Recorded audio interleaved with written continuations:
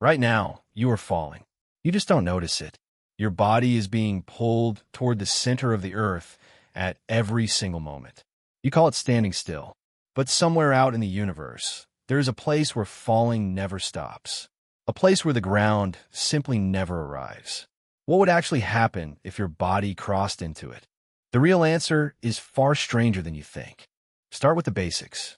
A black hole is not a hole in space.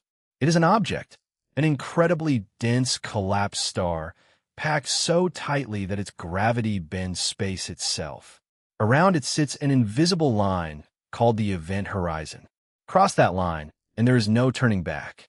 Not because of some force field, because space itself is falling inward faster than light can travel outward. Light cannot escape. Nothing can. Now picture yourself approaching one. Feet first, arms at your sides, drifting closer. If the black hole is small, roughly the mass of a star like the sun, your death arrives long before you reach the horizon. Gravity does not pull evenly on your body. It pulls harder on whatever is closer to the black hole. Your feet, closer to the center, get yanked with far more force than your head. The difference stretches you. Physicists have a real name for this, and it sounds almost like a joke. They call it spaghettification. Your body elongates into a thin, glowing strand of matter, thinner than a human hair, stretched across thousands of kilometers. This happens while you're still technically outside the black hole, still in the region where light can escape. But here is the twist almost nobody expects. Size changes everything. A supermassive black hole, the kind sitting at the center of galaxies like our own, behaves completely differently near its edge. The gravitational gradient, the difference in pull between your head and your feet, is far gentler when the black hole itself is enormous.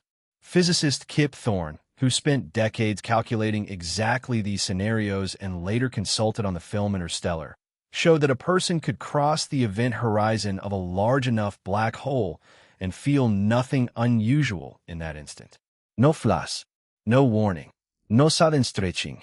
To space, quietly, permanently closing behind you. Think about that for a second. You could cross the single most important boundary in the universe, and your body would tell you absolutely nothing.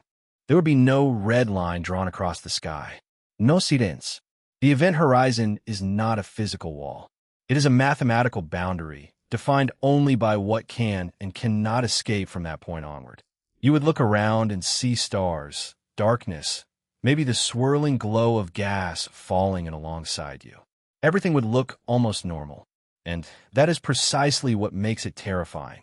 The moment of no return would not announce itself. From your perspective, falling inward, time would tick along normally. Seconds would still feel like seconds. But someone watching you from a safe distance would see something very different. As you approach the horizon, gravity would stretch time itself. A real, measured effect called gravitational time dilation. Physicist Albert Einstein predicted this over a century ago, and it has since been confirmed with atomic clocks here on Earth, clocks that run at very slightly different speeds, depending on how close they sit to a massive object. Near a black hole, the effect becomes extreme. To your friend watching from far away, you would appear to move slower and slower as you near the edge. Your image would dim, stretch, and redshift, fading toward invisibility, seemingly frozen at the boundary forever. They would never actually see you cross it. Not because you didn't, because the light carrying that information would take longer and longer to escape, eventually taking longer than the age of the universe itself. You would have already fallen through. They would just never get the message. So what happens after the horizon? What waits on the other side? Every path inside a black hole leads to the same place. Not because of some invisible current, but because past the horizon, the geometry of space and time genuinely rearranges itself. Falling toward the singularity is no longer a choice, the way walking toward a wall is a choice you could refuse. It becomes as unavoidable as tomorrow. You cannot choose not to move forward in time. Inside a black hole, moving toward the singularity becomes exactly that inevitable.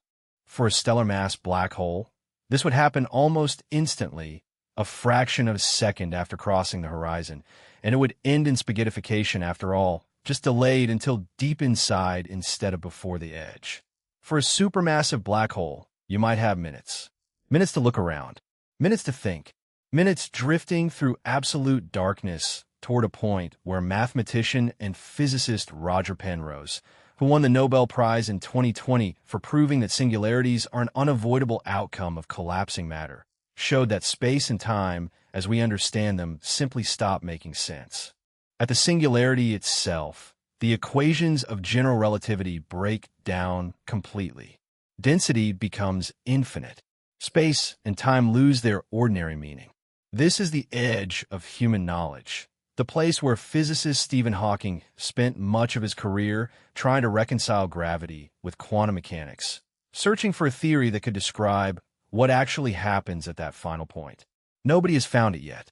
Nobody knows with certainty what waits there. Some equations hint at a kind of infinite crushing. Others, more speculative, hint at something stranger, a bounce, a bridge, a doorway to somewhere else entirely. Nobody can test it. Nobody can come back to report it. Here is the part that should genuinely unsettle you. None of this requires anything exotic to be true about you.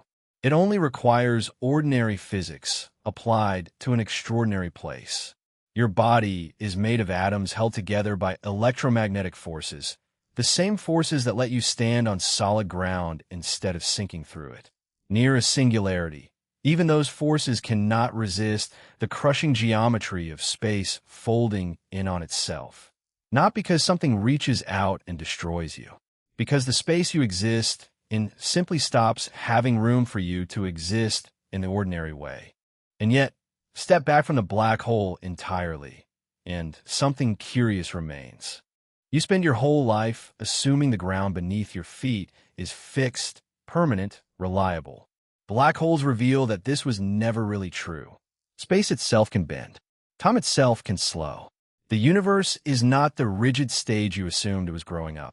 It is flexible, strange, and in extreme enough places, willing to rewrite the basic rules you built your entire sense of reality on. Maybe that is the real reason this question fascinates people so much. Not because anyone expects to actually fall into a black hole, because it forces you to admit something uncomfortable. The floor was never as solid as it felt. Right now, you are still falling. You just don't notice it.